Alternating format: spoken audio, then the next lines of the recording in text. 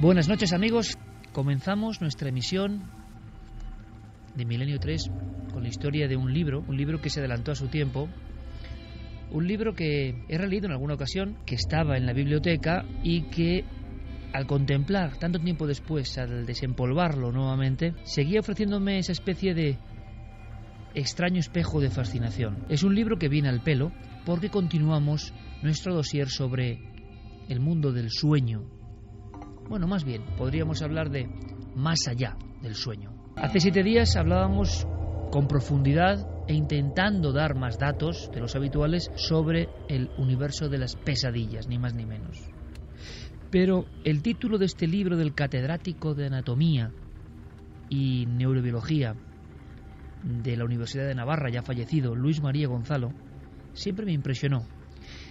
Cuentan que es una pieza cumbre en la investigación pionera del enigma del sueño en nuestro país. El sueño y sus trastornos. Y en la portada, de tinte azulado, una porción tan solo de las alimañas de la noche, de los búhos, de los murciélagos, en el fondo de los terrores de nuestro propio yo, del inconsciente y el subconsciente que se revelan, y una mujer que duerme plácidamente. El sueño y sus trastornos. Una vez más, al coger un libro, al abrirlo, al repasarlo, al revisar los renglones subrayados hace años, uno se da cuenta de que su autor sin duda tuvo que ser alguien muy especial. Es bonito hacer este programa y que de repente una persona del mundo académico-científico renazca, sea conocido por todos vosotros porque tuvo una labor importante, vanguardista, avanzada a su época. ¿Os imagináis, años 50, un investigador español que pasa de la anatomía a la investigación del cerebro, que pasa de Navarra a Suiza y Alemania para conectar con los principales investigadores que se preguntaban, hace bien poco, algo importante? Algo que viene en la contraportada de este viejo libro que tiene 40 años. ¿Qué es el sueño?, decía el doctor. Y aquí una pregunta todavía sin responder. Es un acto ya de humildad y de poco ego ante el enigma profundo de quiénes somos. ¿Qué es el sueño? Repito, he aquí una pregunta todavía sin responder. Un científico que llevaba décadas estudiándolo se daba cuenta de que había un enorme abismo para comprender qué pasa cada noche cuando nos acostamos. Pero si hablamos de pesadillas, vamos a hablar esta noche de lo que le interesó al doctor Luis María Gonzalo durante prácticamente la mitad de su existencia. Este hombre se jubiló hace prácticamente 15 años, pero seguía activo, seguía publicando en revistas científicas, hizo más de 150 trabajos internacionales sobre el enigma del sueño.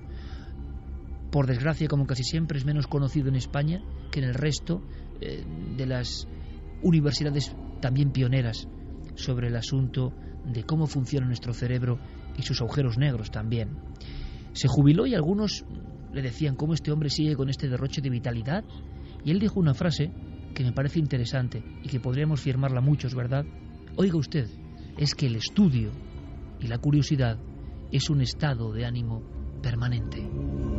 Ya me preguntaréis, ¿a qué conclusión llegó este hombre? Bueno, pues dejó muchos misterios. Sobre todo hizo una auténtica cronología histórica interesantísima de todos aquellos sabios y experimentadores que habían trabajado con el tema, que nos parece baladí casi, ¿no? Porque entramos en él cada noche, del sueño. Veréis, Admeón de Crotona, siglo VI a.C., fue el primero que habló de dónde podía venir ese estado que no era la vigilia.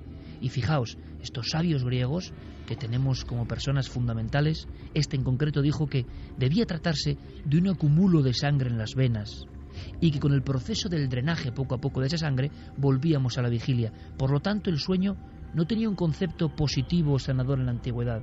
Ni más ni menos Aristóteles dijo que el sueño disminuía la respiración, era algo evidente, intentaban explorar qué pasaba y que por tanto al privarnos de la vigilia, de la cordura, el sueño siempre era algo negativo, era meterse en el umbral, en el mundo de lo desconocido.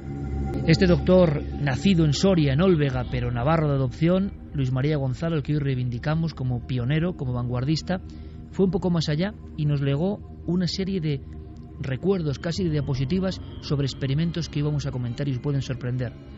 Hablaban muchos expertos hasta 1800 de que los sueños, el soñar, era una imperfección de la naturaleza. Decía Matley en 1748 que las ideas y los pensamientos en el ser adulto, en nosotros mismos, fluyen constantemente, nos bloquean, generan una especie de actividad que hacen que durmamos menos, que tengamos ese problema que ya en el siglo XVIII empezó a ser importante, el insomnio, la falta de sueño. Hasta 1929, un investigador, Berger, pudo comprender y pudo hacer saber al mundo que las variaciones eléctricas del cerebro tenían mucho que ver con lo que soñábamos, con qué tipo de sueños, con qué tipo de intensidad. Un poco antes hubo una especie de escala, como si fuera la escala Richter de los terremotos, pero en los sueños. Esto yo no lo sabía, lo he descubierto revisando el viejo libro. La escala de Karlsruhe indicaba la intensidad de un sonido, el sonido que había que hacer para que alguien, clash, despertase del sueño. Curiosa escala, ¿verdad? Goldsmith, estamos hablando ya de los años 30 del siglo XX, describe que hay una especie de relación entre los latidos del corazón y el estado del sueño. Conforme el sueño va profundizando, va ahondándose, cuando empiezan las pesadillas y sueños paradójicos y más extraños, resulta que nuestros latidos se comportan como en una especie de vals. Hay una relación entre la fisiología, entre el corazón, el cerebro y lo que soñamos. Hay una zona del cerebro, del tronco del encéfalo, se estudia en el año 35, que cuando se inhibe o se estimula, se cae en sueño. ¿Os imagináis? Con una serie de diapositivas de alguna forma del tiempo, unas personas tocando el cerebro, como se podía hacer en la época, y haciendo caer en sueño rápidamente a las personas. Nos imaginamos a sabios, laboratorios llenos de aparatajes, intentando llegar a los confines de algo que no se comprendía muy bien. En 1965, o sea, antes de ayer, 1965, Jouvet descubre lo que llama sueño paradójico, sueños profundos, sueños con significado. Él mismo decía, hay sueños que se olvidan como un azucarillo en agua a la mañana siguiente, y sin embargo hay otros que no se olvidan jamás. Describe los movimientos oculares rápidos, el inicio de lo que hoy llamamos REM, una fase importante dentro del sueño, donde ocurren cosas todavía hoy, cada noche, muy misteriosas. Esta cronología terminará en 1973. Otros investigadores del centro de Europa hablan de una cosa que os suena mucho, ¿verdad, amigos? Parálisis del sueño y terrores nocturnos. 1973, el año en que yo nací, hace no tanto tiempo, ¿verdad? ¿Sabíamos tan poco de lo que pasa cada noche dentro de nosotros mismos? Después llegaron los experimentos algunos brutales.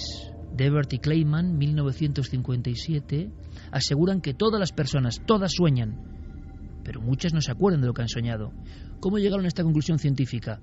Examinando a 90 personas y haciéndolas despertar profundamente, para que recordasen de inmediato, y se dieron cuenta que en ese primer impulso muchas personas tenían nitidísimo el sueño. Las sensaciones, lo que hablábamos la semana pasada, el dolor, la angustia, el amor, la excitación, estaban ahí. Si dejaban pasar unas cuantas horas más, ese sueño, como por arte de magia, se había olvidado. La pregunta que se hacía este doctor de la Universidad de Navarra y tantos otros es ¿qué ocurre en esas horas del sueño? ¿Durante cuánto tiempo soñamos? Y también, ¿qué ocurre cuando no soñamos? ¿Qué ocurre con los trastornos del sueño? ¿Qué ocurre cuando no podemos dormir? ¿Qué ocurre cuando el insomnio incluso nos puede llegar a afectar, a provocar alucinaciones visuales, a llevar a una psicosis, a morir? Experimentos con animales. En el siglo XIX, a finales, se tuvieron entre 4 y 6 días un grupo de cachorros, imaginaos la imagen, sin dormir.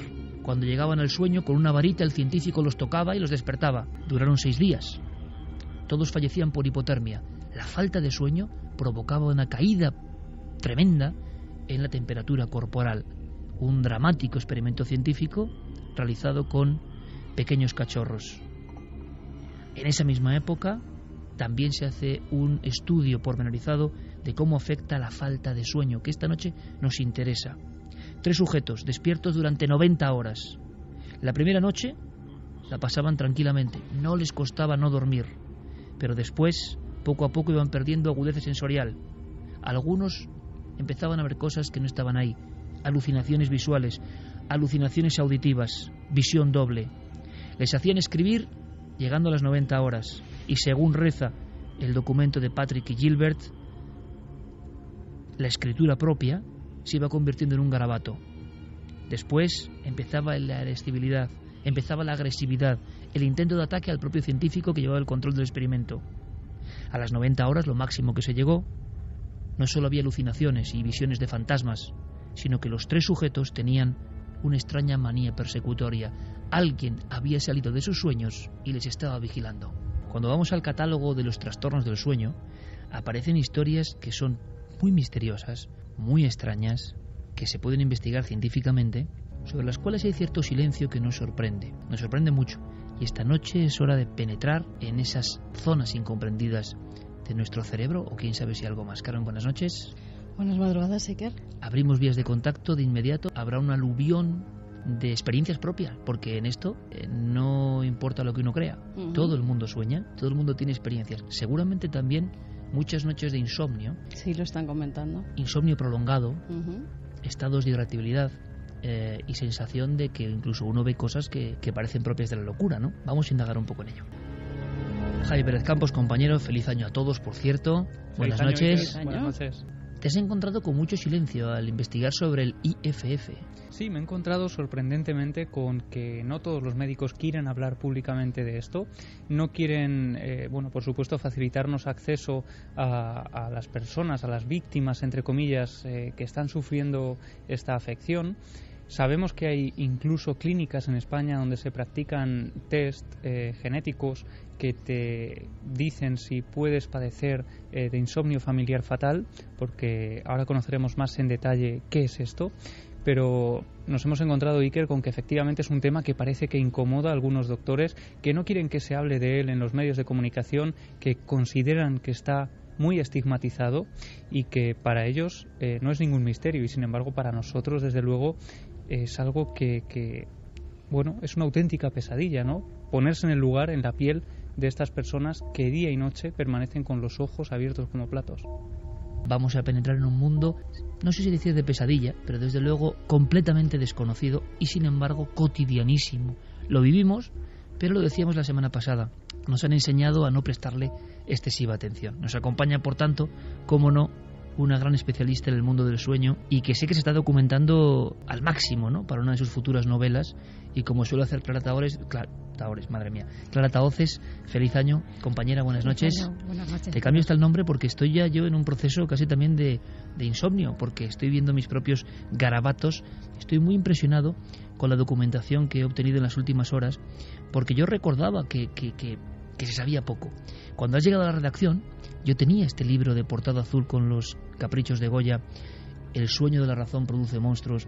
Tú lo has identificado de inmediato, lo dejamos caer la semana pasada también como una referencia fundamental en España, y tú me decías, es que tampoco se ha avanzado tanto después de trabajo pionero, ¿no? No se ha avanzado a pesar de la tecnología, no se sabe. Hay como una barrera, ¿no?, un poco abismal en torno al sueño, todavía hoy. Sí, pero bueno, esto yo creo que es por algo que también hemos hablado un poco antes, ¿no?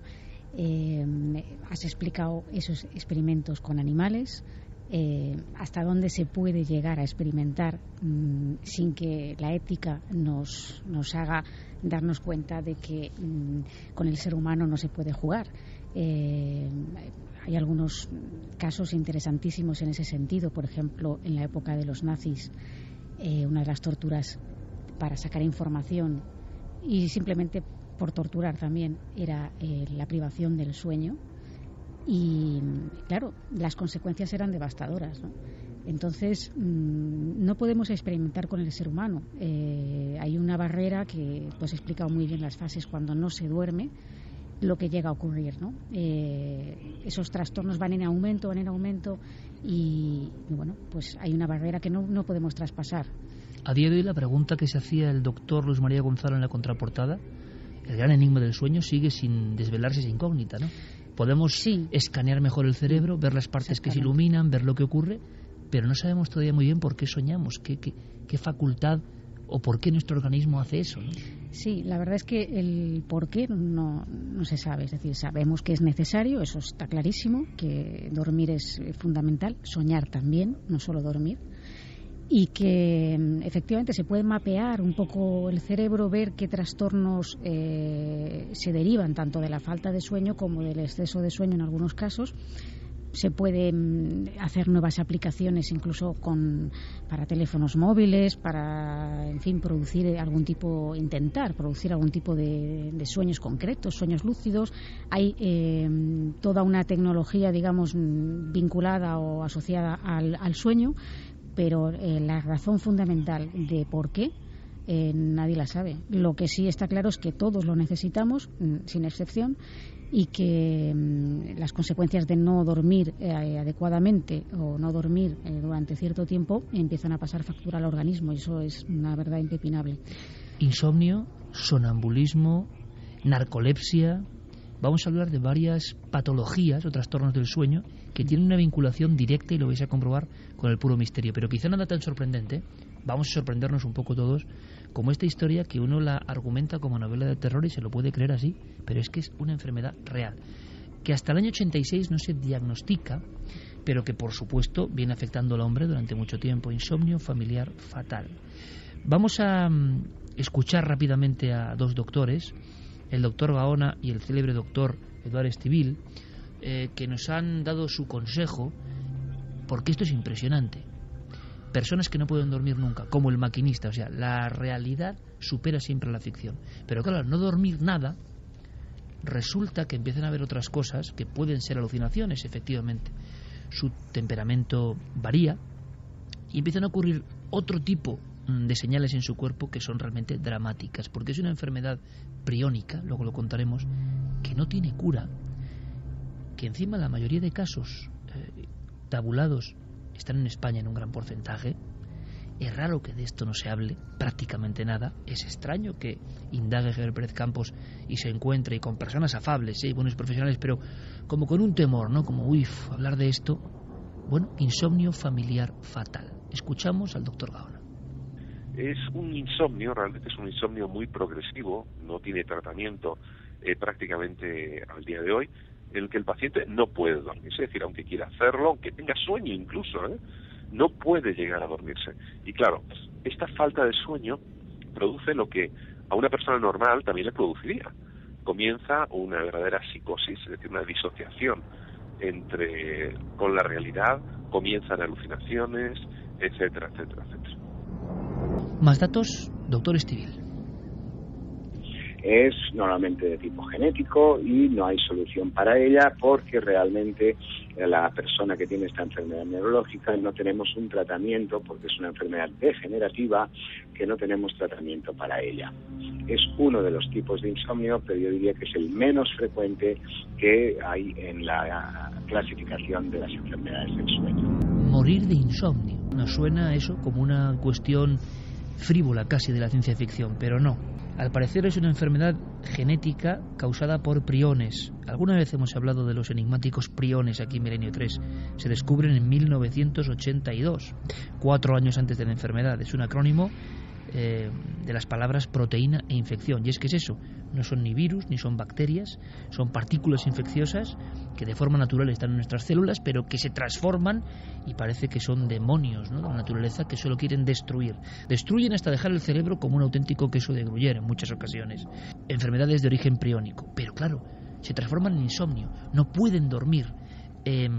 Según el tratado que existe en torno a la Convención sobre los problemas que hay con el sueño, se manifiesta como una maldición realmente, o sea, de un día para otro. En la edad madura, entre 50 y 60 años, es un trastorno progresivo e intratable. Las pupilas se contraen, se va perdiendo el habla, se van viendo alucinaciones cada vez más inquietantes. A los 9 meses, qué curioso paralelismo, Clara, como el inicio de la vida o la gestación, a los 9 meses el IFF te conduce a un coma irreversible. Sí, del que ya no se despierta. Paradójicamente, con todo lo que es la evolución de la enfermedad, de no poder dormir, de repente ya duermes pero sin poder despertar. Hay un dato más, uno más que todavía intriga, Carmen. Es que buceando en las noticias nos damos cuenta de que en Italia y en España hay una gran cantidad de casos de este insomnio que mata, de este insomnio degenerativo. El paciente no distingue la realidad de la pesadilla, tiene sueño REM de alguna forma en vigilia. Los movimientos oculares rápidos están haciéndole ver cosas en vigilia, sueños en vivo. esta pesadilla es tremenda y tiene un origen priónico, genético. Resulta que parece que hubo una mutación localizada además en el País Vasco, o con una cepa importante, que ha producido que haya una serie de casos que, si vemos el número global, es para sorprenderse, Carmen. No se sabe a ciencia cierta si lo que llaman el fundador se dio en el País Vasco o alguien lo trajo desde fuera. Puede ser que desde Italia, porque hay un caso que se remonta a varios siglos atrás, muy seguido por los médicos, que comienza en Venecia, de toda una familia que hoy en día sus descendientes siguen muriendo de la misma enfermedad. En el País Vasco se conocen 40 casos de insomnio familiar fatal, en el mundo 100, con lo cual es que estamos casi la mitad de casos son en el País Vasco. De esos 40 casos, algunos de ellos, los familiares, tienen el gen pero no lo han desarrollado. Aunque tengas el gen, no siempre tienes que morir por el insomnio familiar fatal. Lo que sí es cierto es que justo antes de que se descubriera ya había médicos en España, el doctor Zarrán, él, que es médico de las Cruces de Bilbao, de un hospital, él ya tenía pacientes a los que no sabía cómo tratar porque nada antes funcionaba. Del descubrimiento oficial de la enfermedad. Exactamente, nada funcionaba con ellos. Se cree que se dan tantos casos en el País Vasco por la orografía, por las montañas, por lo aislado que han estado durante décadas en esas zonas, años atrás. Esos son los estudios que se han hecho recientemente y con los que están de acuerdo. Ana Belén Rodríguez, que es bióloga, ha hecho el único estudio que se conoce de 167 páginas sobre el insomnio familiar fatal y ha llegado a esa conclusión, a la orografía del terreno, las montañas que han separado bastante a esas familias, que se centran sobre todo en el condado de Treviño, dentro del País Vasco, en el condado de Treviño. Sí, es un dato importante. Y también el condado de Treviño. Exactamente. Y también a la endogamia. Precisamente por ese aislamiento también se da mucha endogamia. Claro, pero montañas y endogamia, ¿verdad? Tiene que haber, vamos, en cualquier lugar de Europa. Vamos un poco más allá. No hablemos de ahora, hablemos de siglos anteriores, sí, que están padeciendo ahora los descendientes. Pero también, ¿no? Es decir, eso eran elementos bastante, digamos, extendidos. Es curiosísimo que esa estadística exista. Había un caso en Venecia, como decía Carmen, Javier, que es el que parece que prende la llama de esta historia tan desconocida, tan increíble, que nos muestra gráficamente un trastorno del sueño que parece es una maldición. Sí, el primero que sufre esta enfermedad, entre comillas, es Giacomo en 1791. Él es el primero que, como decía Carmen, ¿no?, trae después una larga cola de descendientes que van muriendo a su paso por esta extraña afección. Hablan incluso de la familia maldita. El caso se hace famoso cuando el doctor Max, un famoso doctor norteamericano, publica el libro La familia que no podía dormir, donde cuenta pues toda la historia de estos venecianos, que empiezan además a hacerse bastante importantes porque los descendientes de Giacomo son importantes doctores, mercaderes que se van expandiendo por toda Italia. Lo que ocurre es que este Giacomo, cuando cumple los 54 años, era un hombre muy sano y sin embargo empieza a padecer algo muy extraño, y es que constantemente cierra los ojos, intenta dormir y sin embargo es incapaz. La falta de sueño a lo largo de la noche le provocan que intente echarse la siesta también. Es incapaz de dormir durante la tarde y así van pasando días y días, uno tras otro, hasta que Giacomo acaba perdiendo la vida en la cama entre grandes tormentos, pesadillas que se le fundían con la realidad y todo tipo de síntomas que en ese momento los médicos de la época no sabían muy bien a qué se correspondían. Y siempre se catalogaban como demencia en aquel momento, ¿no? Claro, de hecho el doctor Max acude a esos registros de los fallecidos en esa época, de todos los descendientes de Giacomo, y aparecen términos como epilepsia y fiebre gástrica nerviosa. Más adelante en estos mismos certificados aparece este mal como el mal de Estocolmo, aparece meningitis, demencia presenil, en fin, todo tipo de terminología médica para intentar dar un nombre a algo que era absolutamente desconocido en esa época. Como una pesadilla un poco escurridiza que no tenía ni catalogación. Eso es. Italia, qué curioso, ¿eh? Y España como dos focos importantes que se hayan estudiado, porque a lo que voy... Después Alemania. Alemania también. El doctor Estivil da otra opción. Es decir, no se habla de esto, no lo habla nadie, se hablará en cenáculos ultra especializados, pero en ese condado de Treviño o en el País Vasco hay, que el condado de Treviño sería Burgos realmente, aunque dentro de la provincia de Álava. hay una serie de casos de este mal tan extraño, de esta enfermedad tan extraña, pero él cree que puede tener otros factores. En realidad, porque realmente han estudiado mucho mejor, esto siempre nos pasa a los científicos, cuando no conoces algo, normalmente no encuentras enfermedades de un tipo concreto. En cambio, en el País Vasco ha habido mucho interés en este campo y yo creo que hay muchos más casos en el resto del mundo, pero al no estudiarse profundamente pasan por alto y no se ha sabido diagnosticar. Yo pienso que esto es producto de los buenos centros de sueño que hay en el País Vasco. Ahora tenemos un documento que impresiona, sobre todo si, un documento que recupera Javi Pérez Campos, si entendemos muy bien lo que está pasando.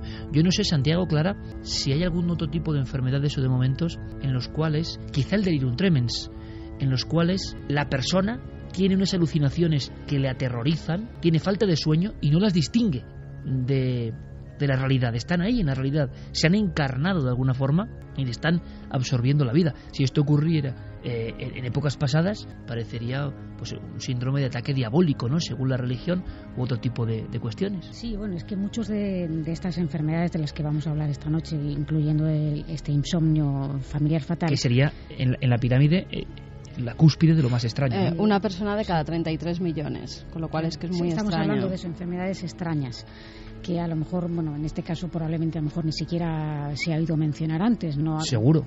A lo mejor hablamos de sonambulismo o hablamos de narcolepsia y también son más populares, pero por ejemplo la narcolepsia también está considerada enfermedad rara.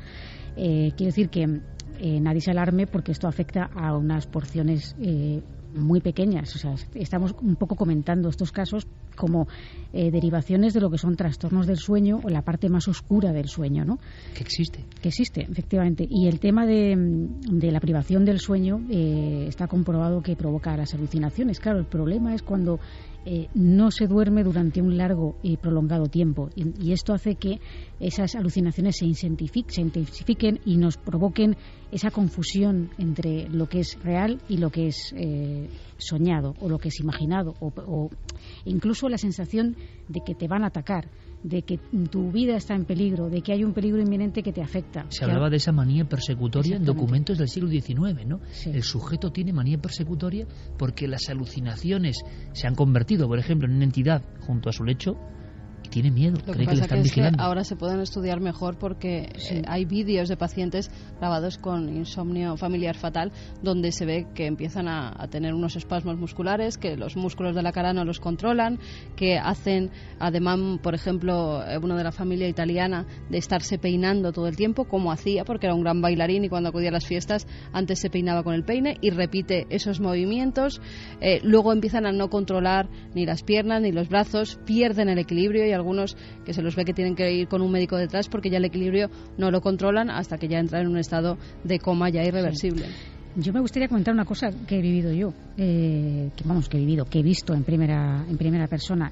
Hace muchos años yo estuve colaborando en una televisión, lo que antes eran, ahora están como setas, ¿no? Que hay televisiones por todas partes, pero en ese momento no. Y había un canal que era Telemadroño. Sí, hombre, claro, mítico. Antiguo, sí. Que se hizo una especie de experimento y se utilizó, se quería hacer una especie de maratón de a ver cuánto tiempo se podía estar haciendo un programa en directo sin dormir.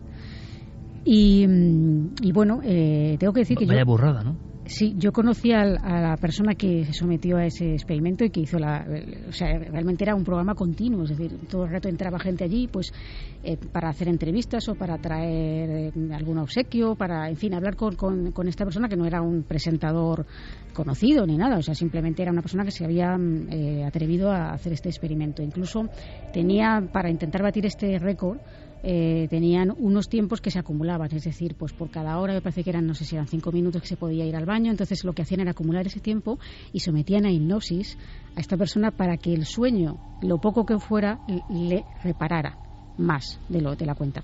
Pero sí tengo que decir que no sé si fueron 3 o 4 días, me falla un poco la memoria en este sentido, pero llegado a un punto, como había pasado todo ese tiempo, este chico empezó a pensar que los productores claro, no era así, pero él pensaba que los productores de la cadena realmente estaban conspirando contra él y que todo eso era un montaje terrorífico y que empezó a entrar una paranoia tremenda con respecto a la cadena, que eso fue lo que le hizo abandonar. Manía persecutoria, sí, en ese instante. Como siempre, nuestra compañera con altavoces, pues dando datos sorprendentes que hilan documentos del siglo XIX con un experimento televisivo hace apenas un par de décadas, ¿no? Eso te va a gustar, Santiago, porque esto es impresionante. Tú que tantas veces has hablado de experimentos sobre la mente humana, imaginemos años 80, como decía Carmen, unos ordenadores del año 80, unas videocámaras del año 80, grabando a una persona que no puede dormir. Lo alucinante es que Jaime Pérez Campos ha recuperado los documentos. El doctor Zarranz, antes mencionado, que se encuentra con estos enfermos en una zona de España que no sabe qué hacer, y ojo también con el drama, ¿no? Porque, según cuentan las actas médicas, intratable. Y además una condena que te lleva en este aspecto de esa forma, ¿no? En tan corto espacio de tiempo. En el fondo, todo lo que estamos contando nos demuestra de una forma muy agresiva, quizá, lo poco que sabemos del sueño. Seguramente de la vigilia tampoco sabemos nada, pero lo poco que sabemos del sueño y de las fallas o agujeros negros que existen en el sistema, ¿no? Es como cuando el software que tenemos se rompe, falla por algún lado. ¿Por qué?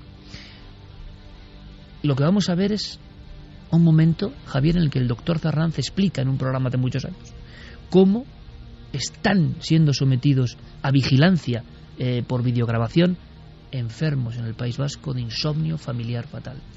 Sí, el doctor Zarranz aparece delante de unos monitores contando algunas de esas grabaciones que él conserva, donde se estudian, se analizan, se vigilan también algunos de estos pacientes y se ven las actitudes, las acciones que ellos están llevando a cabo, cómo se quedan mirando fijamente algunos puntos como si estuvieran viendo cosas que no están allí, alucinaciones que se mezclan con la realidad, y todo esto lo va comentando el doctor Zarranz y va contando también lo que ocurrió al final con alguno de estos pacientes. Este es el primer paciente, en febrero de 1985 cuando yo le vi. Y para febrero del 86 ya tuvo un deterioro muy rápido. Tiene sus movimientos automáticos que hace durante el día, y ahora durante la entrevista pues voy haciéndole preguntas sobre el nombre de personas famosas. ¿Y el endacari? Tampoco se acuerda. 795, para atrás. 795, para atrás. 597. Tiene movimientos de la cabeza como si tuviera visiones, y comenzó a dormirse y tenía esos gestos automáticos con las manos como si accionara, como si estuviera soñando. Aparte de dificultades de memoria, ya tenía un trastorno del equilibrio y anda con las piernas algo separadas. Al girar se tambalea y se desequilibra con mucha facilidad. Este paciente falleció en un hospital, en un asilo, en una casa de enfermos crónicos. La visión de algo que no se entiende y que está ocurriendo con seres humanos. Es absolutamente sobrecogedor, sobre todo porque a fin de cuentas todos, sobre todo pues por ejemplo los que hemos pasado por una época de estudiantes, pues hemos tenido esas temporadas en las que se hacen locuras y no se descansa lo suficiente, y ya de por sí notas una ínfima porción de esos efectos y ya son angustiosos, es decir, son angustiosos pasando 24 o 30 horas sin dormir. Curiosamente, hace apenas unas semanas se daba la noticia de que en Indonesia una chica había fallecido delante de su ordenador después de pasar 30 horas trabajando, y el último tuit que había escrito era que se encontraba perfectamente y que podía seguir trabajando más. Y cayó desplomada y fue noticia en todo el mundo. Pues esos pequeños excesos que hemos cometido a veces y que luego notas que vives en esa famosa campana de irrealidad durante las siguientes 24 horas hasta que consigues conciliar el sueño durante un número suficiente, pensar en la tortura inimaginable que tiene que ser vivir eso días y días y días, siendo consciente, porque evidentemente por muy grande que sea el delirio, un ápice de conciencia tiene que quedar del deterioro, no ya de tu propio deterioro físico, sino del deterioro de la realidad, del deterioro de lo que consideramos tangible, claro, e inmutable. Es como si la falta de sueño nos catapultase hacia una versión distorsionada de la realidad u otra realidad. No olvidemos que los chamanes, iniciados, eremitas, personas que querían contactar con la divinidad en diferentes épocas. Se ha hablado mucho de drogas, elementos psicoactivos, y eso está muy bien, pero creo que es una parte, ¿no?, de la historia. Hay una grandísima historia que tiene menos fama, que es la de la privación sensorial. La falta de sueño, la falta de alimento, como medio para empezar a ver cosas que solo se ven así. Lo sencillo es decir, bueno, es que claro, es porque no duerme ya, pero no se acaba de entender muy bien. Algo ocurre en el ser humano que empieza a ver otras cosas que no sabemos tampoco muy bien qué son y que solo se ven en esos estados absolutos de angustia para nuestro organismo. Y también, desgraciadamente, como mencionaba Clara, como elemento de tortura. No se hacía solamente en la época de la Alemania nazi. A día de hoy, o en fechas, mejor dicho, muy recientes, sitios como Guantánamo, como en la cárcel de Abu Ghraib, se ha practicado la privación del sueño y la privación sensorial. De hecho, son célebres esas imágenes de los presos de Guantánamo encapuchados, a los que no se les podía hablar ni podían ni ellos podían proferir palabras. Estaban en una incomunicación absoluta y luego, además, sometidos a largos periodos de privación del sueño.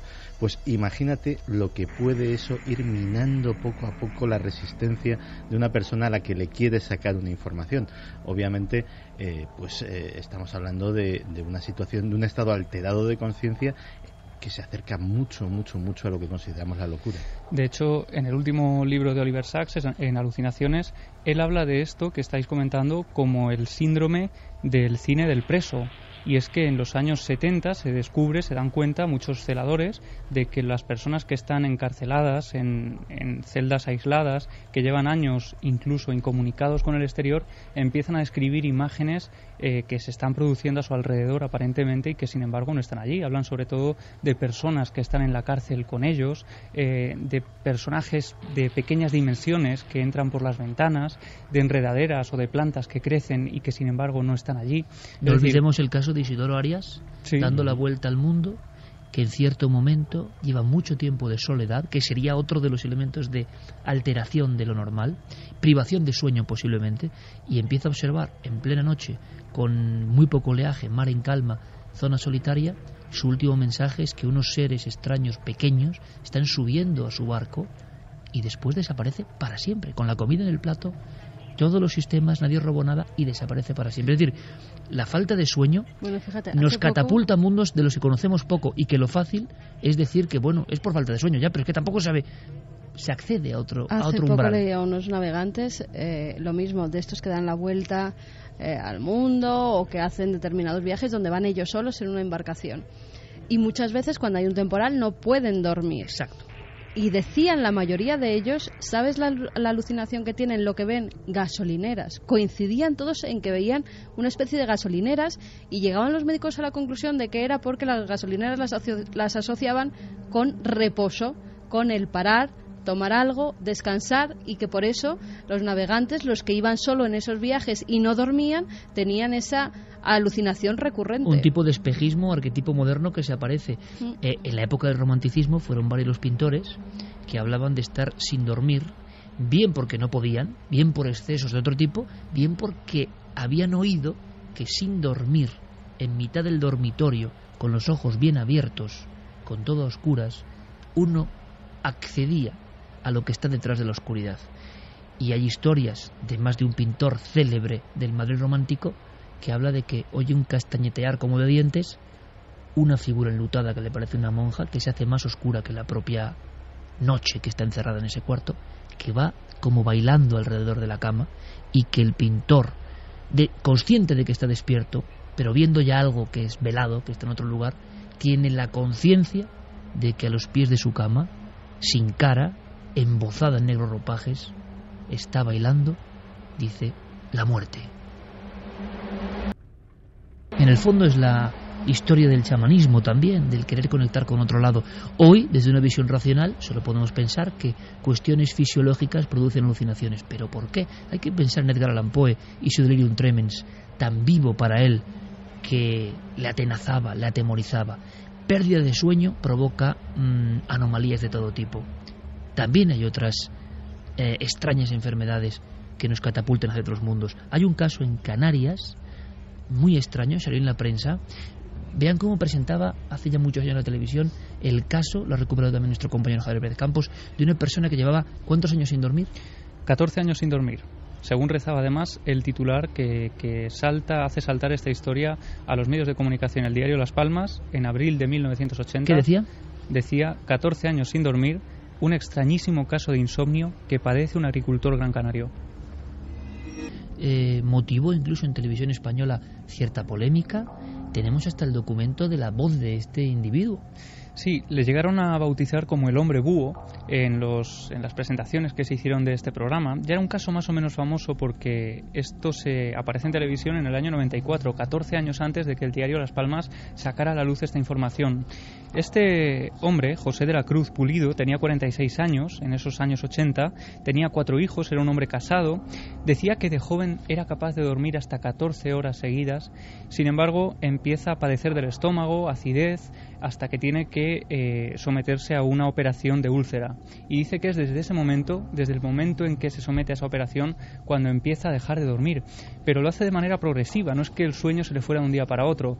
Va notando cómo semana tras semana va despertándose antes, acostándose más tarde, hasta que llega un momento en que es incapaz de dormir 1 hora seguida. Su desesperación es tal que llega incluso a recurrir a la ayuda de decenas de doctores, llega a tomar tenemos por aquí apuntadas hasta el número de pastillas, porque dice que llega a tomar hasta 14 pastillas al día más 2 inyecciones y que incluso, no quedando ahí la cosa, acude a un curandero que le da unas especie de sustancias metidas en unas botellas que están plagadas de insectos que él llega a ingerir porque es tal su desesperación que necesita probar todos los remedios posibles y ingiere, como digo, esas sustancias donde aparecían incluso huevos de ranas o de sapos y que llegaron a provocarle un malestar también físico, ¿no? Pero vamos a escuchar, como dice Siker, la voz de este hombre contándonos lo que ocurría cuando llegaba la noche y él se metía en el dormitorio. Cuando llegaba la hora de uno a acostarse, pues lo sentía porque sabía que uno iba a dormir y más bien lo que iba era a molestar, hablando disparates y soñando y mirando el reloj. Eso era lo que dormía yo. Casos muy esporádicos que llegaron a la prensa y sin embargo hay otros muy habituales que estoy seguro que muchos oyentes han vivido. Bueno, aquí en el equipo hay varias personas que han tenido episodios en la infancia de sonambulismo. Sonambulismo es una cosa normal, pensaremos. Bueno, cuando se empezó a investigar... El 15% de los niños. 15% de los niños. Cuando se empezó a investigar, parecía un estado del sueño muy especial, diferente. ¿Qué indicaba? Decían los expertos, 1916, vuelvo a recurrir al libro El sueño y sus trastornos, Luis María Gonzalo, catedrático, Universidad de Navarra, extrañaba que había un estado semi-hipnótico o de automatismo, es decir, el sujeto, y tampoco sabemos por qué, hoy se comporta como un autómata. Llega a sentarse en la cama, llega a pasear por la habitación. Muchas veces se le pregunta, decía el doctor Gonzalo, responde con monosílabos y decían en los 70 en España, siempre con un tono afectado y angustioso. ¿Qué está viviendo esa persona? ¿Qué alteración tiene? Se describe en 1916 un caso sorprendente, que es único en los anales científicos, aunque luego veremos, ahora con casos tremendos, que el sonambulismo nos catapulta un poco más allá de lo conocido. Una persona en un pueblo próximo a Londres se despertaba como sonámbulo, como un autómata, se vestía, salía de su casa, llegaba hasta el río a 1,5 kilómetros, se quitaba la ropa, se bañaba en el agua helada, sin ahogarse, se volvía a vestir y se metía en la cama. Para él no había ocurrido nada, eso era un tiempo perdido. Tuvieron que hacerle un seguimiento para comprobar lo que cada noche estaba haciendo. Sonambulismo. Lo increíble, Clara, y tú estás trabajando en esto, siempre has trabajado un poco en este ambiente, es que hay casos reales. Me ha impresionado mucho uno de asesinato cerca de un río, además, creo, con una espada. Alguien coge una espada y mata a otra persona en estado de sonambulismo. Sí, bueno, la verdad es que no hay muchos casos, vamos a decir que... Menos mal, claro, aquí habrá gente que nos esté escuchando que sea sonámbula y diga, madre mía... No tiene nada que ver, claro. Se conozcan 86 casos. Claro. 86. 86 casos. Catalogados. Desde el siglo XX. Hombre, claro, son poquísimos, ¿no? Se les llama sonámbulos homicidas. ¿Sonámbulos homicidas? Se les conoce así, y son personas que en estado de, vamos a decir, presunto sonambulismo, porque eso también es un tema muy controvertido y muy debatido. Y escurridizo, me imagino. Realizan acciones violentas, incluso violaciones o asesinatos, de los que, eso sí, hay que tener en cuenta que es dos factores importantísimos. Uno, la falta, o sea, lo que se utiliza, digamos, de manera de resguardo legal, ¿no? Para estos casos, digamos, como coartada legal o la defensa del, digamos, en este caso el homicida sonámbulo, lo que puede arguir es la falta de conciencia de lo que se está haciendo y la amnesia. Si no hay esos dos factores, no se considera que eso pueda ser más bien un fraude, ¿no? Porque a día de hoy, te pregunto, 30 años después, 35 de este libro o más, ¿se sabe algo más del sonambulismo? ¿Por qué se produce? ¿Qué es? ¿Qué estado es ese? Parece que está como en un limbo, ¿no? Como el estado hipnótico, ¿no? Que en el fondo coges a 4 expertos en hipnosis médicos y cada uno dice una cosa. Entonces tú dices, no se acaba de tener esto muy fijo. Son cosas que parece que se escurren entre los dedos de lo racional, sí, ¿no? Hay varias causas o posibles causas. Una de ellas, quizá la más importante, es que nosotros cuando dormimos tenemos un sistema de bloqueo, un bloqueo de movimiento. Es decir, si tú estás soñando que pegas una patada a un balón, pues ese sistema impide que realmente lo hagas o que te caigas de la cama. Entonces tenemos como si fueran los seguros de la puerta del coche antiguos. Exacto, en el sueño. Y es automático, ¿no? Pero en los sonámbulos esto puede fallar. Este sistema de bloqueo falla y entonces lo que es una acción onírica, teóricamente onírica, se lleva a la realidad. Es decir, pues la persona se levanta de repente y realiza comportamientos automáticos que podría hacer estando despierto, y algunos de ellos complicados, complejos, como conducir.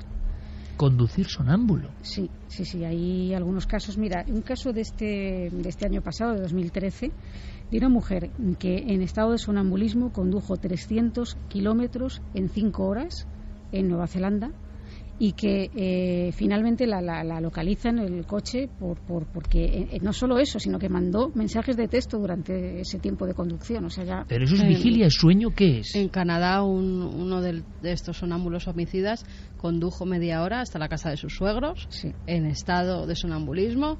Llegó a la casa de sus suegros, a ella la mató a golpes y al suegro lo intentó estrangular.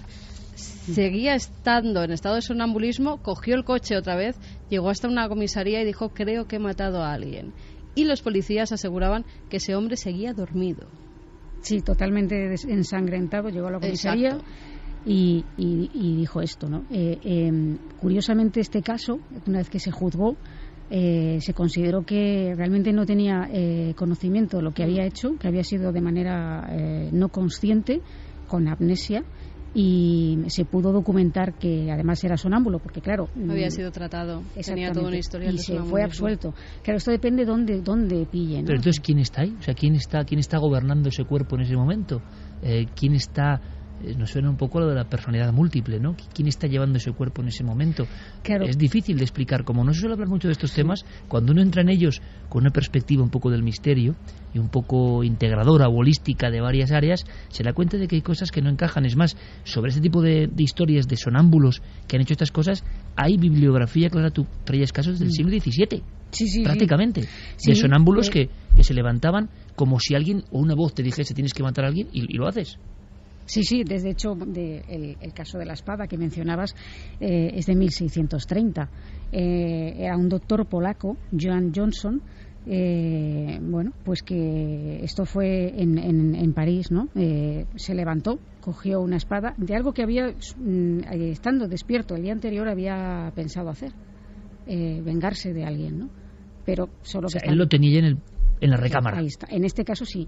Y cogió la espada, cruzó el Sena, ahí es nada, y decapitó a un hombre. Para tranquilizar, ¿no? ¿Tú has tenido algún episodio de sonambulismo en la infancia, Clara? Sí, es como decíamos, bueno, no solo yo, también Carmen. Por eso le voy a preguntar a Carmen ahora, pero para que, lo que pasa que no se vengan suelen... ya, estáis alarmando. No, oiga, que no, el equipo es lo más natural del mundo, ¿no? Remiten suelen... casi en la infancia. Cuando sí, pero que tú me entiendes que luego hay mucha gente muy sensible a, estáis hablando mal de los sonambulos. No, que no estamos globalizando, si aquí incluso hay personas que hemos tenido sonambulismo, ¿no? Son unos casos muy aislados, realmente. Y uno no se acuerda realmente de nada. No. De nada. Cuando erais niñas. Sí, ambas. No, yo no. Yo tampoco, yo no me acordaba de Incluso nada. tengo recuerdo de amanecer en pues donde está la parte de la almohada, ahí los pies y la cabeza en el otro lado, haber deshecho la cama y meterme por ahí. Y salir a la terraza, incluso, me decías. Incluso salir a la terraza. Y al ascensor.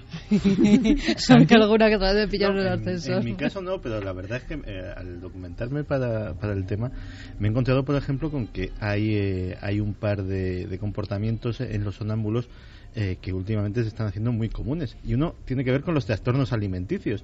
Gente que de repente descubre estoy ganando peso. ¿Y no sabe por qué? No sé por qué, hasta que o bien una persona con la que vive o de cualquier otra forma se da cuenta que es que por las noches se levanta y saquea literalmente la nevera y luego se vuelve a acostar tan pancho. Pero eso es el subconsciente que de repente despierta una parte del cuerpo y lo gobierna. Porque, ¿sabéis lo que ocurre? Aceptamos sonambulismo como una cosa que nos han enseñado, sonámbulo es el señor que va con los brazos por delante y camina por tal, y bueno, muy bien, pero como en casi todo, si penetramos en las acciones con un poco de sentido crítico y lo que ocurre, pues más misterioso yo no sé qué hay, porque ¿quién gobierna? Es como la hipnosis.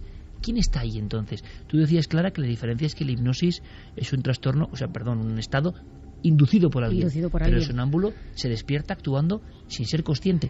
O será consciente, o gobernará su subconsciente o pulsiones más profundas. Claro, es que ahí entramos yo creo que en el gran misterio del sueño, porque a fin de cuentas cuando hablabais la semana pasada de sueños y de pesadillas, hay una cosa que realmente es absolutamente maravillosa y milagrosa si lo piensas dos veces, que es que tú mismo estás creando el mismo paisaje que desconoces, te maravilla, te sorprende, te asusta. Es decir, hay una disociación clara. Algo dentro de ti está creando esa historia de terror, de amor, de sexo, de lo que sea, y tú a la vez te sorprendes, no sabes lo que va a suceder, no sabes dónde ¿Quién estás. es el creativo de eso, no? Fíjate, según los estudios se daba el sonambulismo más en hombres que en mujeres, y además tú puedes hacer cualquier tipo de trabajo que haces normalmente en vigilia. O sea, un sonámbulo se puede poner a hacer unas lentejas, a cocinar, a partir un madero. Lo que haces en vigilia lo puedes hacer sonámbulo y tú no te estás dando cuenta. Automatismo, ¿no? Un automatismo total. Y amnesia total de lo que has hecho, ¿no? Normalmente el tema de los sonámbulos, lo que ha explicado Santi, para mí tiene mucha lógica, en el sentido de que no tiene ninguna, vamos a decirlo así, ¿no? Pero realmente yo lo comenté la semana pasada y lo sigo comentando. Para mí el estado del sueño, ya sea sonambulismo, el estado simple del sueño profundo que tenemos todos, es otra vida distinta. Totalmente de acuerdo. Son dos personas. Lo que pasa, creo que también lo hemos comentado pero igual mucho. De importante una que otra. Claro. Y estamos, pienso, en estos dos programas especiales, en el fondo queriendo lanzar ese mensaje, quien quiera que lo coja, ¿no? Que es que nos cuentan cosas, pero realmente desconocemos todo de esa otra orilla que se abre cuando dormimos. Todo. Claro. Sí, lo podemos conjeturar, podemos hacer hipótesis. Lo que sabemos realmente es que es necesario dormir para funcionar bien, y también soñar. Soñar también cumple una función importante, pero no sabemos bien por qué. Narcolepsia, parálisis del sueño, terrores nocturnos. Vamos con ello ahora mismo, son otras fases. Vamos a entender un poco más qué pasa cuando el sueño no es normal. Cuando la guía normal de lo que ocurre, que ya es bastante normal y lógica, soñar plácidamente, ya lo vimos, o tener pesadillas. Cuando hay otras alteraciones, parece que también, ¿no? Trazamos líneas con otros mundos desconocidos. Pero ¿qué dirá nuestro público a las 2:30? Pues mira, Susana Pérez nos dice: en casa de mis abuelos recuerdo a mi tío sonámbulo que se levantó para terminar la reforma que estaban haciendo en la casa. Vamos a aprovechar el tiempo, por lo menos. Sí, desde luego. Sí. Además, hablando de aprovechar el tiempo, se ha sabido que ha habido varios genios. Esto es muy curioso. Cuéntanos. A raíz sobre todo de un invento que han sacado que se llama NeuroOn. Son una especie, pues lo que nos ponemos a veces para dormir, para que no nos entre luz. ¿Un antifaz? Un antifaz, pero con una maquinaria interna que te mide cómo es tu sueño. Esa maquinaria después va a una aplicación móvil y te dice cómo tienes que dormir. Es decir, tú porque duermas 8 o 10 horas no descansas. Hay veces que la gente lo notamos duerme clarísimamente, ¿no? 8 o 10 horas y no ha descansado y se levanta hecho polvo. Y al revés, duermes 2, pero son de una profundidad y una regeneración que es inmediata. Exacto, es un sueño polifásico.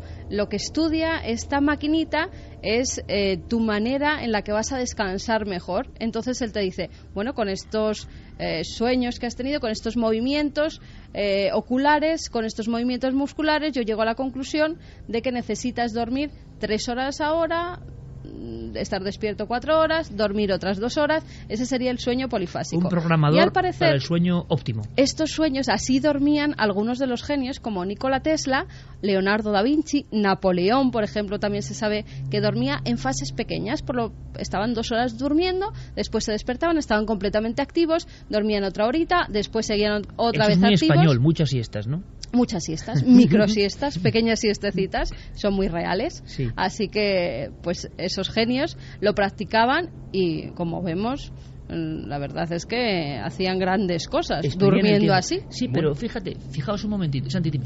No, es que Carmen ha introducido una cosa muy interesante. Es que resulta que dormir de un tirón es un invento relativamente reciente. Es decir, en la antigüedad, cuando dependíamos del reloj, dependíamos del sol y de la luz solar y apenas nos podíamos iluminar con candiles, pues era muy común que la gente durmiese una primera fase de 3, 4 o 5 horas, se levantase, hiciera cosas.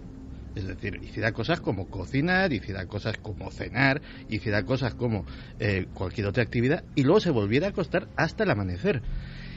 Eso, por ejemplo, expresiones muy españolas y muy castizas como el primer sueño vienen de ahí. Es decir, había un primer sueño, luego te levantabas y luego hacías otra serie de cosas y te volvías a acostar ya en el segundo sueño. Eso lo hacemos las madres.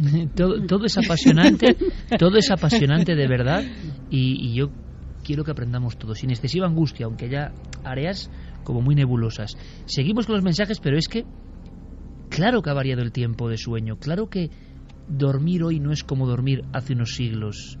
Es más, hay una doctora, Sonia Ancoli, que ha lanzado la voz de alarma, porque estamos conectando lo que contamos de documentos antiguos, lo que nos cuenta Clara y todos nuestros amigos, con la actualidad de ahora mismo.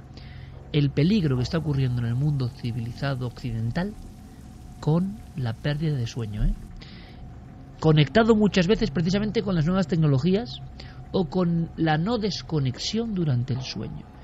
Dormir conectado a aparatos que siguen emitiendo cosas, dormir cerca de fuentes electromagnéticas, dormir pensando en que el email ha llegado con otro mensaje que teníamos, que el mundo del estrés, del trabajo, cómo ha modificado el sueño y por tanto no solo la salud, sino un poco la percepción global, ¿no? La paz, el equilibrio, el biorritmo de la persona. Escuchemos a la doctora Ancoli porque es muy interesante, nos hace una radiografía de los tiempos que estamos viviendo y durmiendo también. Es una gran pregunta y creo que parte de lo que está pasando se debe a que cada vez nuestras vidas están más ocupadas. Tenemos la oportunidad de estar ocupados 24 horas. Tenemos internet, los supermercados abiertos 24 horas. Siempre encontramos cosas que hacer, siempre tenemos emails. Así que la gente no tiene tiempo para dejar todo hecho durante el día. Por eso, algo hay que sacrificar cuando la gente da el máximo y eso es el sueño. 2:34, conectamos esto con la imagen que lanzaba Santiago Camacho de otras épocas, ¿no? Javi, ¿algo más? Sí, hablaba Carmen de inventos vanguardistas relacionados con el sueño y uno de ellos que ha llegado también este año, Iker, es una pulserita que monitorea el sueño, que es la pulsera app de Jambox, que lo que hace es, tú te la colocas en la muñeca, ella se conecta con tu teléfono móvil y lo que hace es monitorizar tu sueño y a la mañana siguiente te dice qué momentos ha habido de sueño más profundo. ¿Quién puede tener de este equipo esa muñeca? Santi. Esa muñeca, no, esa pulsera en la muñeca.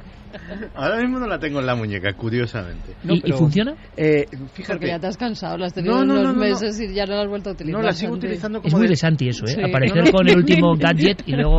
Y luego venderle a la oficina. Como monitor de actividad física... Luego venderlo al equipo. Sí. Lo dejé de utilizar porque era muy vergonzosa la actividad física que me monitorizaba. Pero lo sigo utilizando como despertador. Y como despertador tiene una utilidad maravillosa. Es que efectivamente te monitoriza el sueño y en qué fase del sueño estás. Tú le dices, con un margen de 15, 20 minutos, a qué hora te quieres levantar. Y en una fase que estés, en una fase de sueño ligero, aprovecha para despertarte.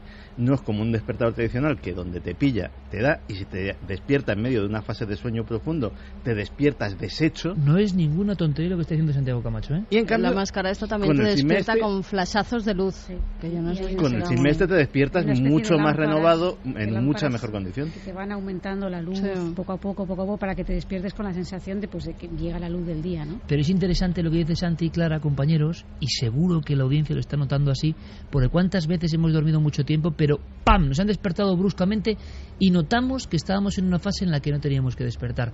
¿Cómo despertamos en otro instante y sabemos que era el momento? Hay quien relaciona esto con las fases del sueño, con las fases REM. Despertar en la mitad del sueño paradójico o fase REM parece que nos produce un cansancio, una irritación, una falta de energía brutal, ¿no? ¿Qué códigos hay en el sueño que no entendemos? Pero es que en este caso, vamos más allá, le han sabido sacar un sentido aún más práctico a esta pulserita, y es que han hecho una media de lo que ha dormido cada norteamericano y lo han comparado con momentos, digamos, históricos de estos últimos meses, y han hecho una especie de un listado de los acontecimientos que más sueño han quitado a los norteamericanos, y hablan, por ejemplo, de la Super Bowl llega a quitar 8 minutos de sueño, la gala de los Oscar quita 2 horas de sueño de media a las personas, a los usuarios que tienen estos aparatos, la renuncia de Benedicto XVI es otro de esos momentos que quita largas horas de sueño porque hace que la gente esté pegada al televisor. En fin, hay toda una serie de como ves aquí, imágenes, fotografías, donde se nos cuenta cuántos minutos ha quitado cada uno de estos acontecimientos. Que en el fondo es detectar, pulsar el inconsciente colectivo global, ¿no? En este caso, en torno a cosas que nos quitan el sueño. ¿Qué le quita el sueño a nuestros oyentes, Carmen? Gema Leal dice: soy de sueños polifásicos y me entero por nave del misterio. Yo que lo llamaba insomnio selectivo. José Van Gol, de pequeño encendí la tele sonámbulo perdido y lo dejé en un número que no había ningún canal a todo volumen. Sí, eso era muy normal. El Cuervo con dice, nieve, ¿no? Un poco poltergeist, sí, ¿no? Decías tú. Mi primo es sonámbulo y no se entera de nada, va con los ojos abiertos pero no ve a nadie.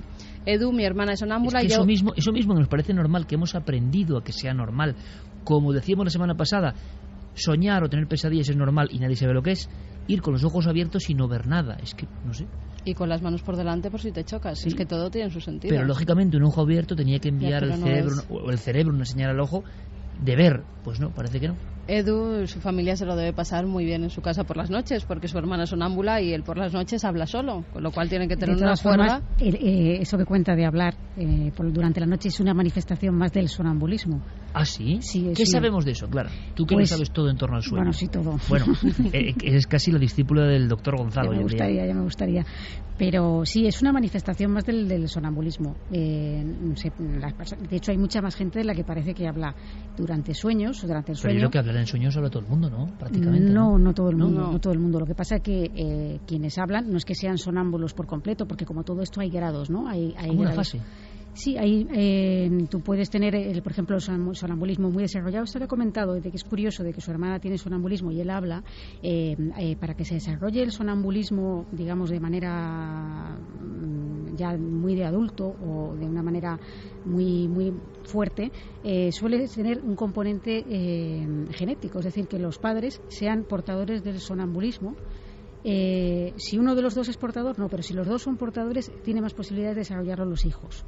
Y el hablar en sueños puede ser cosas que duran un segundo, un minuto, y pueden ser incluso conversaciones que se le pregunte y la persona conteste coherentemente, sí. O no entendérsele nada de lo que habla, o incluso hablar en algo que parecen lenguas que solo entiende quien habla. ¿Y no te da la impresión, Clara, de que estamos en la membrana pura y dura del misterio? Es que es un poco como mediúmnico, en el fondo. Ahí voy. ¿No te das cuenta? Yo tengo esa sensación en los últimos 2 programas de que estamos tocando con los dedos cosas que creemos controlar, pero que se parecen mucho a la campana de realidad que siempre saca aquí Santiago Camacho, que se parece mucho a la visión del misterio, que se parece mucho a esa densidad extraña que ha adquirido la realidad, que se parece mucho a tantas y tantas cosas cuando lo extraño irrumpe en nuestra vida y que sin embargo lo hemos etiquetado, empaquetado dentro de es soñar, entonces no es real. Y que ahí está la gran equivocación. No es real y no es importante. Exacto. Fíjate, algunos movimientos espíritas lo relacionaban con la mediunidad. Sí, señora. Y otros incluso estudiaron cómo la luna podía afectar a los sonámbulos y si tenía que ver, cuando estaba la luna llena, si había más sonambulismo. Llegaron a la conclusión de que no tenía nada que ver, tanto la luna como las mareas, sabemos que van relacionadas, y llegaron a la conclusión de que no había más casos de sonambulismo cuando era luna llena, pero por algo empezaron a tirar de Pero hilo. sí, por ejemplo, con episodios de estrés se puede desencadenar, o con algún ruido fuerte, con estímulos externos que hacen que esta especie de mecanismo de alerta se dispare, ¿no? Y es curioso porque puede incluso pasar que la persona tenga la sensación de un peligro inminente. Que esto es curioso. O sea, muchas veces estamos recibiendo una serie de estímulos, los he comentado antes, las redes sociales, por ejemplo. Antes, cuando no había, por ejemplo, Twitter ni Facebook, bueno, pues la gente había teléfono, a lo mejor, o te podían mandar un mensaje al teléfono, cuando tampoco había WhatsApp. Tú no recibías tantos estímulos a la hora de irte a dormir, pero tú ahora a lo mejor enciendes Twitter o Facebook o lo que sea y estás recibiendo sobreinformación permanente. Sobreinformación que a veces, pues bueno, sabemos que hay trolls y gente que se dedica pues a alterar un poco la paz de los demás. Entonces tú estás leyendo a lo mejor esas interacciones o estás leyendo contenidos de lo más variopinto y todos esos estímulos estás recibiendo justo antes de irte a dormir. Y el cerebro está trabajando sobre ello, está hiperactivado. Incluso a veces pues la gente duerme con el teléfono al lado encendido y cada vez que suena un mensaje eso se activa. Es decir, está entrando en el cerebro. Claro, para descansar profundamente y bien, lo ideal, esto es un consejo para todo aquel que tenga problemas de sueño, es desconectar teléfonos o intentar llevar los horarios lo más regulados posible. Es decir, si te apuestas casi siempre a intentar hacerlo a la misma hora a lo largo de los días y que de esta forma se llevan los horarios lo más reglados posible, incluso suprimir las siestas en casos en los que hay insomnio profundo. Y si puede ser que no haya cables por el cabecero de la cama también. Nada eléctrico. Dicen, nada eléctrico, aunque eso cada vez es más difícil. Sí. Creo, en las casas que estamos rebosándolas de electricidad. Dejadme y ahora con el wifi también, claro, que está todo las ondas, es que está sin valor. Hablábamos de un tal Cold Shooter, nombre casi impronunciable, página 18 de este libro inquietante, ¿no? Este hombre fue el que inventó una escala de hasta qué punto había que hacer ¡pum! O había que hacer algo así para despertarse del sueño. Acabas de despertar a todos los... Claro, sí, porque habían caído en letargo escuchándome. Entonces, ¿qué ocurre? Ideó una graduación de sonidos y con ellos catalogó la profundidad del sueño. Y fijaos qué interesante. ¿Sabéis de qué época os hablo? 1862, el siglo XIX. E hizo una curva. Cuando no había, y la tengo aquí delante, cuando no había electroencefalogramas, formas de medir el sueño. Y resulta que Cold Shooter descubrió cosas que luego la ciencia ha demostrado que es verdad. Y era como una especie de serpiente, con una gran onda, ¿la imagináis? ¿Qué significa eso? Que las primeras 3 horas del sueño eran tremendamente profundas. Aparecían sueños paradójicos, esos sueños que no se suelen olvidar, esos sueños que cuentan una historia vertebrada, esos sueños donde de repente una ciudad es la ciudad pero ha cambiado algo, donde hay personajes, en fin, ese mundo extraño. ¿Qué es la narcolepsia? ¿Y hasta qué punto es misteriosa también, claro? Pues la narcolepsia es otra de esas parapsonias, otro trastorno del sueño, una enfermedad considerada rara, pese a que nosotros nos puede sonar mucho más el nombre que, por ejemplo, lo que hemos estado hablando del trastorno de insomnio familiar, ¿no? Y sin embargo, es una enfermedad muy poco común y la verdad que en cierta forma desconocida también. Se manifiesta sobre todo en el sentido de que las personas, estando en estado de vigilia, de repente, sin que se sepa, o en situaciones que dices, pues ¿cómo es posible que alguien se pueda quedar dormido en medio de una conversación, en medio de una risa, comiendo, conduciendo, andando incluso? Pues pero acabas de decir conduciendo, o sea, una persona con un vehículo y que pum, se queda dormido pero sin fase progresiva, directamente, como un carpetazo. Sí, o sea, sin previo aviso. Y esto son episodios que suceden con una cierta frecuencia a lo largo del día o no, es decir, que a veces se pueden no producir, pero las emociones fuertes, el miedo, la ansiedad, la angustia, la risa, la felicidad, el llanto, todo eso pueden desencadenar un episodio de narcolepsia. Hay casos, tú estás trabajando en ello, repito, para realmente alucinar. Y en nuestro país, muchas veces no muy lejos, personas que sufren narcolepsia y que además tienen un eco social negativo, es decir, menudo vago, se duerme en el trabajo, este niño se duerme en el cole, ¡ay! Los padres que no le acuestan, y resulta que hay algo mucho más profundo. La narcolepsia es incurable también, con muchas de estas enfermedades que estamos viendo, que también es inquietante este aspecto, ¿no?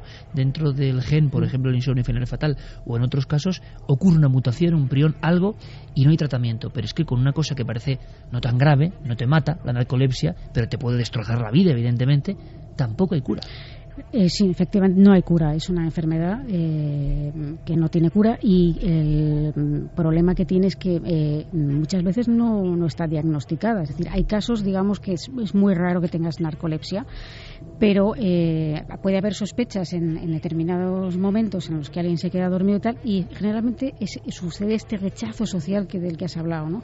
Que en personas que de repente, bueno, pues parece que están somnolientas, porque no solamente se quedan dormidas en el sentido literal, sino que presentan cuadros de somnolencia, parece que la persona no es capaz de rendir lo que rendía, ¿no? Y hay quien piensa pues que es que, bueno, claro, se habrá ido de juerga la noche anterior, o bueno, es que es un vago, en fin, y a veces eso no está diagnosticado correctamente, ya que para hacer un diagnóstico hay que hacer una serie de pruebas importantes y hay que dirigirse a un laboratorio del sueño donde puedan estudiar tu perfil, tu patrón de sueño, y ver si realmente puedes padecer este trastorno, ¿no? Es como lo que pasaba con el insomnio familiar fatal, que en muchos casos eran dados como demencia, simplemente ese cajón desastre donde encontraban pues acomodo un montón de enfermedades raras y no tenía nada que ver. Claro, y además en el caso de la narcolepsia viene asociado con otros trastornos también del sueño, que pueden darse o no, pero que se pueden producir con mayor, por ejemplo, entre el 50 y el 60% de los narcolépticos presentan las llamadas parálisis del sueño. Que ahí estamos en uno de los hits del tema del sueño, que estoy seguro que habrán llegado muchos mensajes hoy, parálisis del sueño, de la cual hemos hablado en alguna ocasión en este programa. Y que las hemos podido tener, y casi todos vamos a tener en algún momento de nuestra vida por lo menos una. ¿Qué son? Son situaciones en las que la persona, vamos a decir que está entre el momento en el que se despierta y el momento en el que o bien se queda dormido o bien se está despertando. Es decir, la persona está, vamos a decir, despierta, pero no puede moverse. No puede, los músculos no le responden, y se pueden producir situaciones de muchísima angustia y mucha ansiedad y de miedo, ¿no? De pensar que en ese momento se está más vulnerable, ¿no? Porque una de las características es que la persona puede presentar alucinaciones y creer que hay un peligro. Alguien que ha entrado en la habitación, claro. Alguien que nos vigila, alguien que está sobre nosotros, lo que hablábamos de la famosa pesadilla en cuanto al peso, ¿no?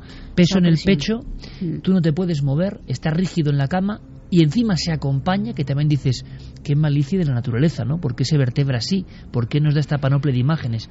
Acompañado de una alucinación que muchas veces es un rostro, es un cuerpo, es alguien, una presencia en nuestro dormitorio. Incluso a veces presencias, en algunos casos, que sin saber muy bien qué tipo de peligro nos acecha, la persona sospecha o piensa que es algo malévolo.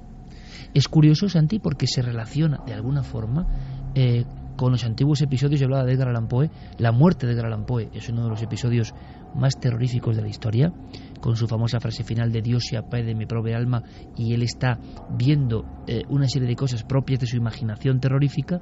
Quizás su imaginación le hacía ver más cosas, pero el delirium tremens, cuando se han examinado algunos episodios, dices, bueno, vale, es por una intoxicación etílica fortísima, pero se ha pasado una barrera donde ese tipo de alucinaciones nocivas, violentas, invaden el mundo propio del que la sufre, y tienen mucho que ver, Santi, también con la campana de irrealidad, que es lo que a mí me sorprende. Es decir, hay un légamo, hay una similitud entre los casos vigilia o sueño, no lo sé, reales, de personas que han escrito aquí 1000 veces, que han visto un ser, una figura en su habitación, y esto otro. Sí, hay además, como algo que los une. Curiosamente hay un factor que a mí siempre me ha llamado mucho la atención, que es como determinados episodios, has mencionado por ejemplo el delirium tremens, tienen alucinaciones muy concretas asociadas a ello. El caso del delirium tremens y los insectos, por ejemplo, es célebre. ¿Por qué siempre insectos? Hay, por ejemplo, otro caso bastante más benéfico, que es el de las alucinaciones que se tienen tomando mescalina. Mucha gente que no conoce las leyendas y que las ha tomado dice haber hablado con un ser, siempre una especie de enanito, siempre de la misma forma. De hecho, en los países donde la mescalina es habitual se le llama mescalito, y que es el espíritu de la mescalina que es el que le habla, y siempre se tiene esa alucinación de hablar con esa especie de gnomo. Previo de eso. Exactamente, o sea, un sujeto absolutamente fuera de esa cultura que se le da la mescalina, es muy normal que tenga la alucinación con el enanito en cuestión. Terminemos el repaso antes de escuchar los últimos mensajes sobre este tema, que en el fondo es el sueño, parálisis del sueño, terrores nocturnos, de los que hemos hablado en alguna ocasión. Sí. De los que es difícil despertar, ¿no? Sería un poco el argumento. Sí, yo creo que la particularidad más terrible de estos terrores es que la persona no sabe por qué, pero está gritando y llorando, dando alaridos, con una sensación de peligro mortal. Y no puedes hacer nada, porque tú intentas explicar a esa persona que no pasa nada, y entonces esa persona incluso puede reaccionar violentamente agrediéndote, porque piensa que le atacas y tiene los ojos abiertos y luego no recuerda nada. Es lo alucinante. Bueno, de hecho, la explicación científica que se ha intentado dar a esa sensación de peso en el pecho cuando se produce una parálisis del sueño es que uno de repente deja de estar automáticamente en fase REM a despertar, y en la fase REM tenemos el pulso mucho más pausado, tenemos una respiración más calmada, y ese contraste repentino en cuestión de segundos con la realidad es la que te hace estar paralizado y la que te hace creer que tienes algo en el pecho que te impide respirar. Aprendamos un poco más. En algunos países lo llaman la subida del muerto. La subida del muerto. Porque parece que te va escalando hasta el pecho y que alguien con un peso muerto se te pone encima del pecho. Una vez más, la cultura tradicional, como la curva de este investigador alemán, se adelantó a la ciencia. ¿Queréis sorprenderos más todavía? Más. Fijaos qué nombre tan bonito, entre comillas, para un síndrome terrorífico. ¿Sabes cuál es, no? Sí, evidentemente, sí. Síndrome de Ondina. O maldición de Ondina, que también se la sabe el nombre. ¿La maldición de Ondina qué es? Pues es un estado en el que, bueno, antes hemos comentado que cuando hablábamos del tema del sonambulismo, ¿no?, que hay un mecanismo que es de bloqueo para evitar que si tú pegas una patada en sueños, esa patada se traduzca en que la das realmente o que te levantas de la cama o que empiezas a hacer actividades. Bueno, pues igual que tenemos eso, tenemos un mecanismo que es nosotros tenemos la respiración voluntaria que estamos ejerciendo en la vigilia ahora mismo, pero cuando nos dormimos todas nuestras funciones se ralentizan y surge un mecanismo de respiración automático, ¿no?, que es lo que nos permite seguir respirando y que es un poco entronca con lo que ha explicado Javi de despertar en una fase REM y que todavía nuestro organismo está un poco tienes que volver en sí, ¿no? Sí. Entonces tiene que acoplarse todos los mandos interiores. Efectivamente. Entonces, ¿qué ocurre cuando hay un fallo, como decíamos, una tara, en un problema de repente en nuestro hardware? Se produce esto que se llama la maldición de Ondina, y es que la persona literalmente deja de respirar cuando se queda dormido. O sea, vamos a ver, en el sueño, algo que es fundamental y que hacemos desde el momento de ver la luz, que es respirar, y que siempre respiramos, que es como todo, cuando se pregunta por qué nunca olvidamos de respirar, es porque la naturaleza es tan sabia que nos ha diseñado de esta forma. Pero ocurre en ciertos casos que el cerebro, que nuestro yo, se olvida de eso, se olvida de respirar, y entonces no se respira. Y dices, ¿cómo es posible que ocurra esto en una fase del sueño? Imagino que la maldición de Ondina es una de las cosas más angustiosas que le puede pasar a alguien, Clara. Pues sí, porque bueno, todos a lo mejor en algún momento podemos tener algún episodio, no todos, pero sí, mucha gente, algún episodio en lo que se produce una respiración más lenta de lo normal, o incluso se interrumpe por las apneas del sueño, que también se tratan. Pero claro, esto ya es llevado a un extremo que sin una máquina artificial que te permite respirar artificialmente, la persona moriría. Y dices, ¿cómo es posible, no? Claro, entonces puede conllevar también que la persona tenga miedo a quedarse dormida. Es algo terrible, ¿no? Y el miedo a dormir o el miedo al insomnio, hubo hasta un término alemán impronunciable, que era el miedo al insomnio. Es decir, Las personas ya no solo estaban afectadas en el siglo XIX por el terrible insomnio, sino por la fase, sentados en la cama, de que sabían que esa noche iba a ser otra pesadilla. Y la degradación de su propio cuerpo, organismo y mente era tremenda por el miedo a la noche. Acababan teniendo miedo a dormir. Esto es, claro, un factor añadido de ansiedad y de angustia, pensando que si no vas a dormir, evidentemente no dormirás.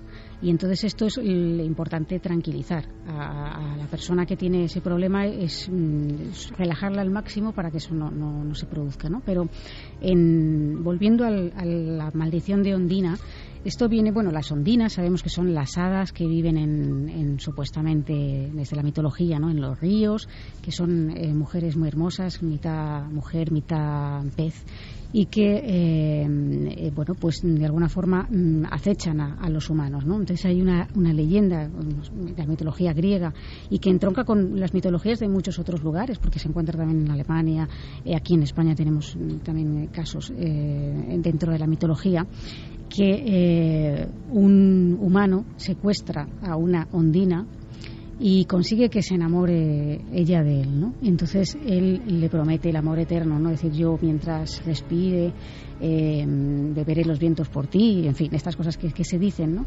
Y ella, perdida de amor, pues desatiende las obligaciones familiares. Cuando su madre enferma, pues deja de ir a verla, y entonces su abuela la condena a que esté siempre enamorada de este hombre, ¿no? De este joven. Y entonces él se desenamora de ella, le hace creer que sigue enamorado, pero le complica la vida de tal manera que ella lo pilla en adulterio y le dice: el momento que tú duermas, dejarás de respirar. Y él intenta por todos los medios no dormirse, pero claro, llega un momento que el cansancio le vence y entonces se duerme y deja de respirar.